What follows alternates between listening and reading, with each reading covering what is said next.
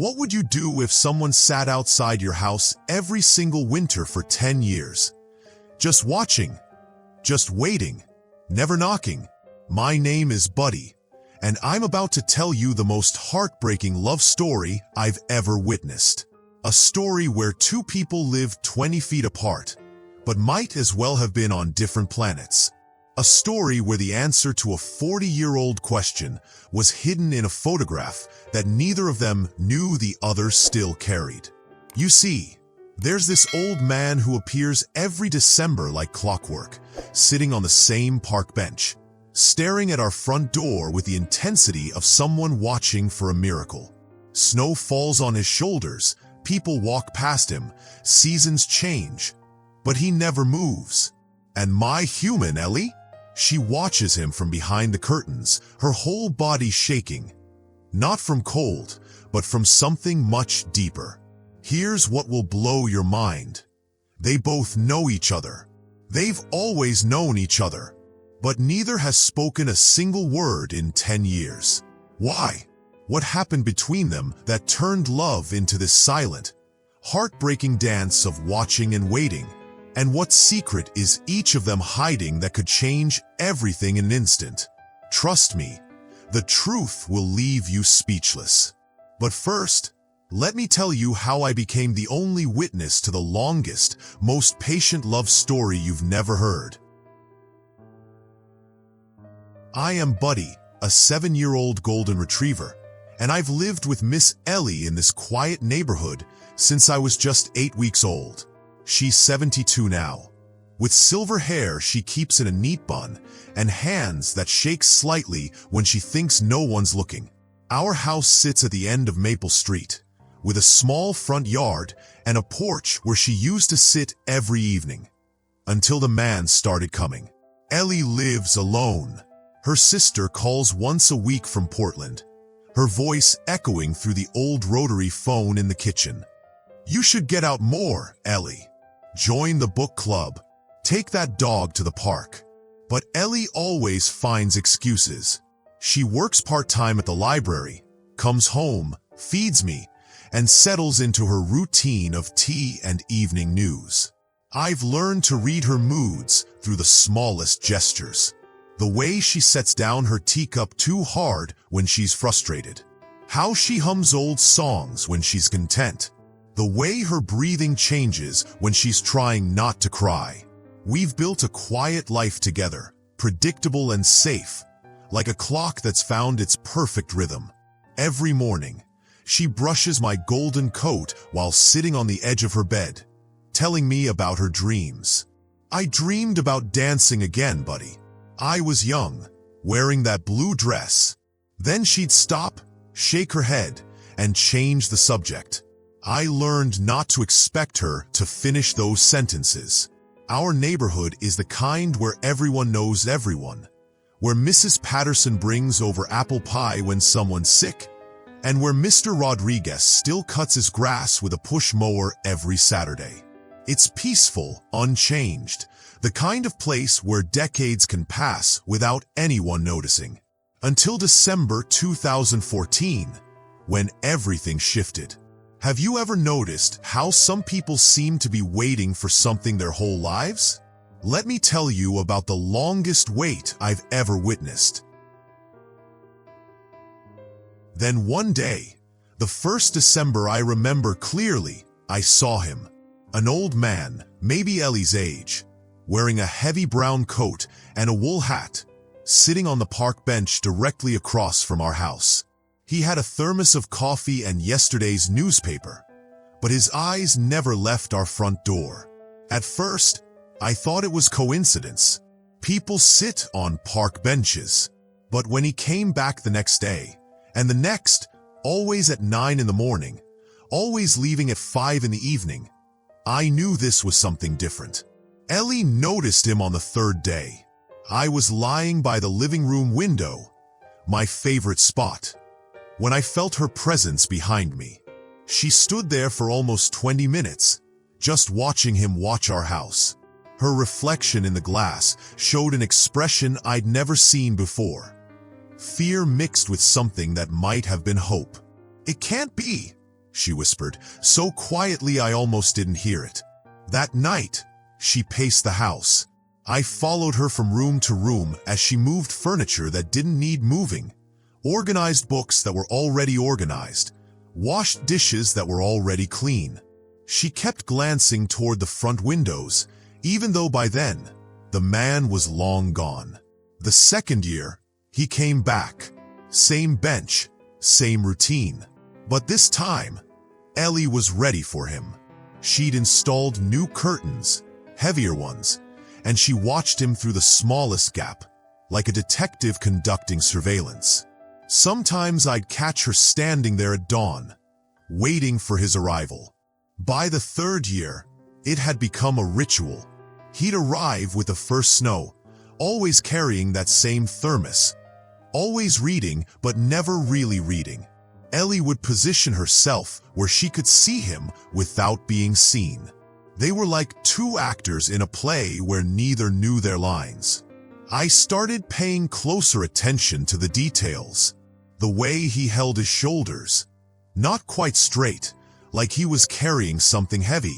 How he'd sometimes reach into his coat pocket and pull out something small, look at it, then put it back.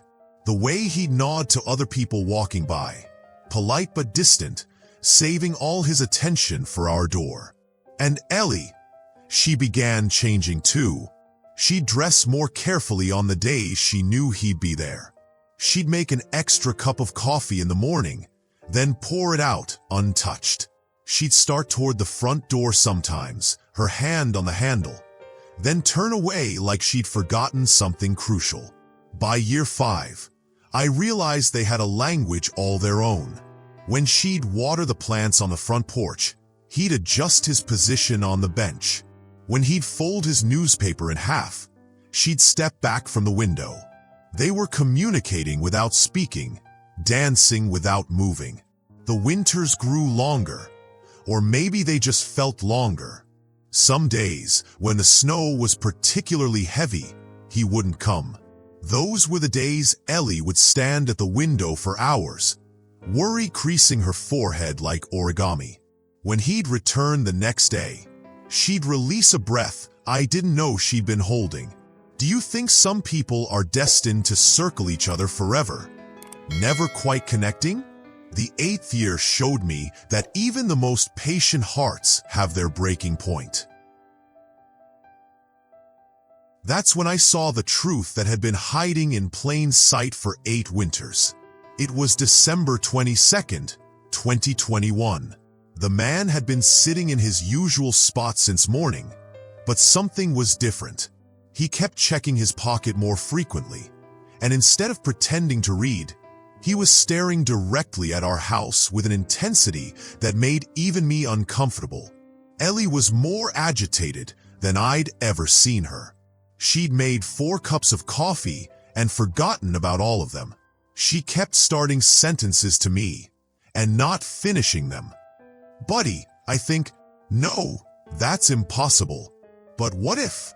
She was wearing the blue sweater she only wore on special occasions, though she claimed it was just coincidence. Around noon, the man did something he'd never done before. He stood up from the bench and walked to our mailbox. He didn't touch it, didn't open it, just stood there looking at the name painted on the side. E. Morrison. Then he reached into his coat pocket and pulled out what looked like an old photograph. That's when Ellie broke. She sank into the chair by the window and started crying. Not the quiet tears I'd seen before, but deep, body-shaking sobs that seemed to come from somewhere decades old.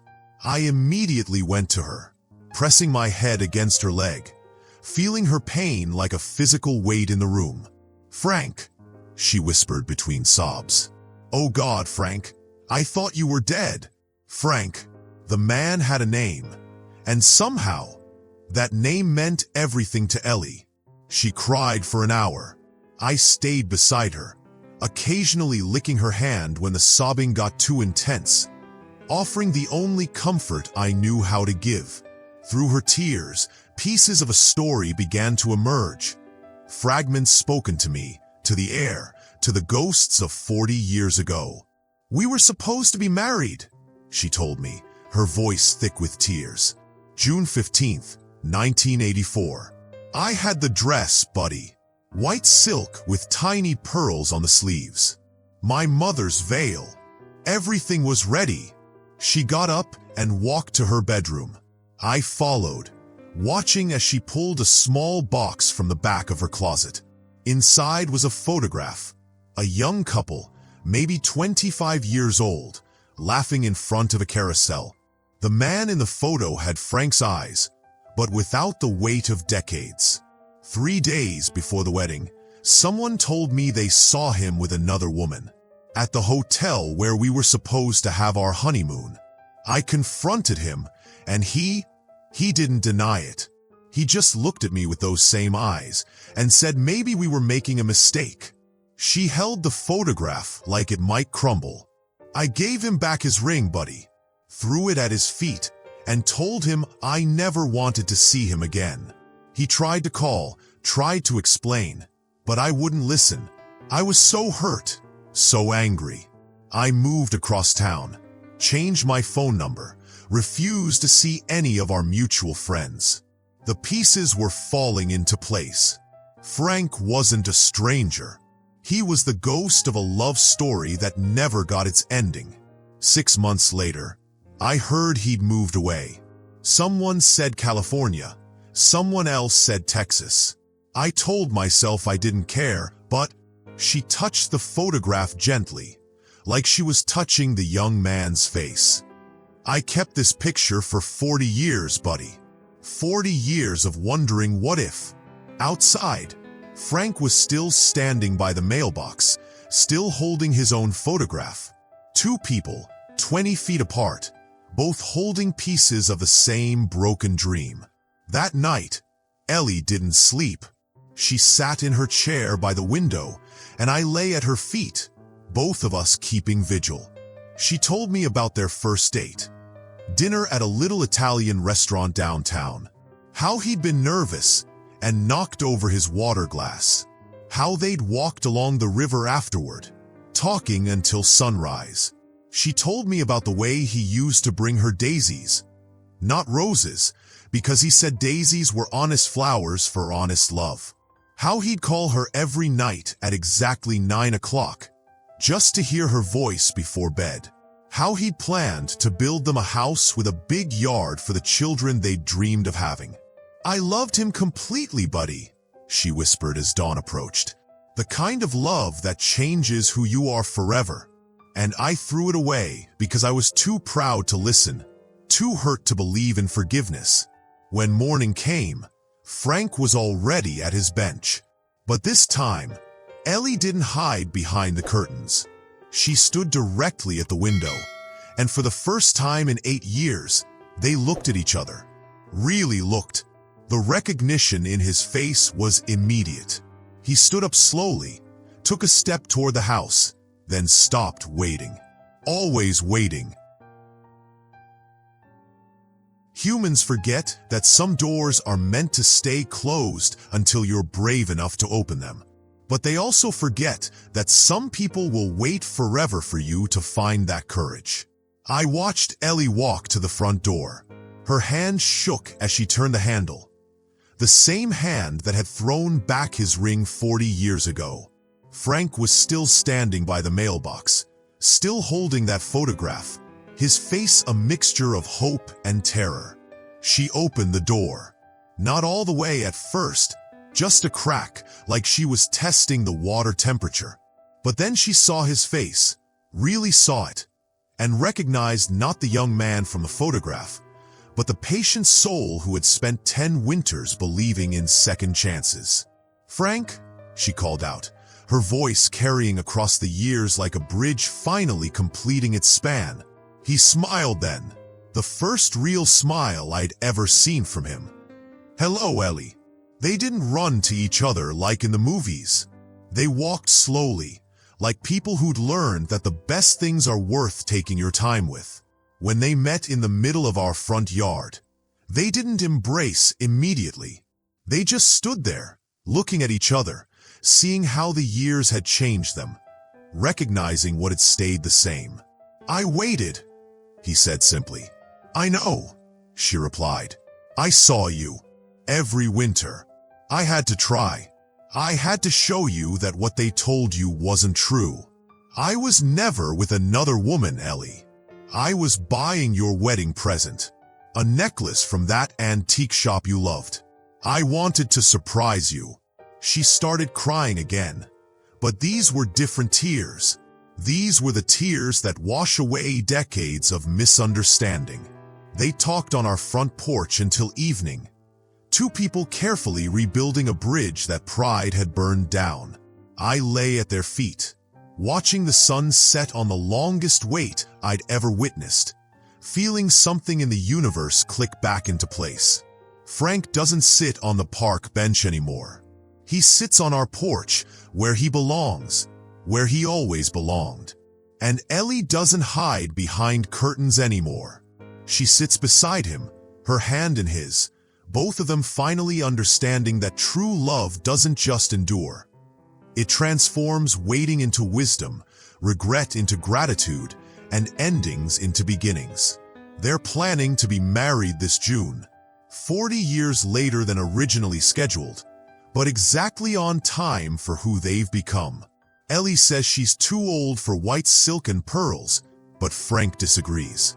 He says she's exactly the right age to wear whatever makes her happy. Some hearts just need time to heal before they can trust again. Some love stories need decades to find their proper ending. And sometimes, the most faithful heart belongs to an old man on a park bench who refuses to believe that never is a permanent word. If there's someone in your life who's been waiting for forgiveness, for a chance, for you to be ready, maybe today is the day to open that door. Time is patient, but it's not infinite. And love, real love, is always worth the wait. Share this story if you believe that some endings are actually beginnings in disguise. And if you've ever been the one waiting, or the one who needed to be waited for, let us know in the comments. Sometimes the most beautiful stories are the ones that take 40 years to write their final chapter. Subscribe here and never miss another story that inspires,